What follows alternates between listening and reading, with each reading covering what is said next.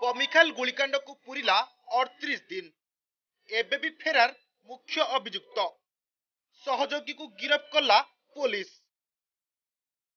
एभली अनेक प्रश्न एबे समस्त को चकित करिछि। कमिशनरेट पुलिस रो नारा थिला वी केयर वी डेयर, हेले दुर्बृत्त माने कमिशनरेट पुलिस रो एही नारा को बारंबार चैलेंज देउछंती। सीआरपी ओवरब्रिज उपरे गुलिकांड, टंकपाणी डकायती, कुआखाई नदी महिला मृतदेह मिलिबा घटना भली बहु घटना रे आज भी पुलिस रो हाथ खाली। विभिन्न समय रे पुलिस को चकमा देई राज्य बाहर को खसी जाउछंती अपराधी।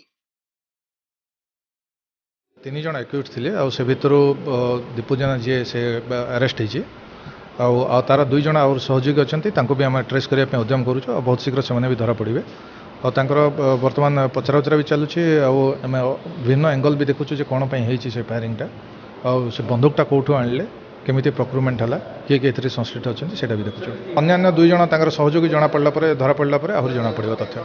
गत जुलाई 20 तारिख राति 9टा रे दुईटी बाइक रे दुर्बृत्त माने आसी बमिखाल स्थित जनसेवा केन्द्र रे मैनेजर मनोरंजन बेहरा को गुली करी फेरार हो जाइथिले।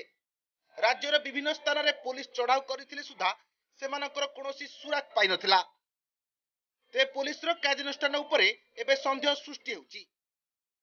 राजधानी रे बारंबार गुलिकांड, डकायती, छिनतान भली घटना घटुथिले मध्य बहु घटना रे पुलिस अंधार रे बाड़ी बुलाउची।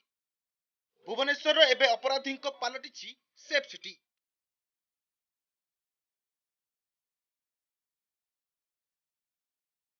कथा कथारे फुटुची गुली।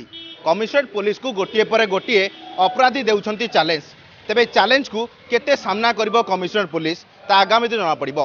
भुवनेश्वर वीडियो जर्नलिस्ट रवि पटनायक सह प्रियरंजन नाग रिपोर्ट, एमबीसी न्यूज।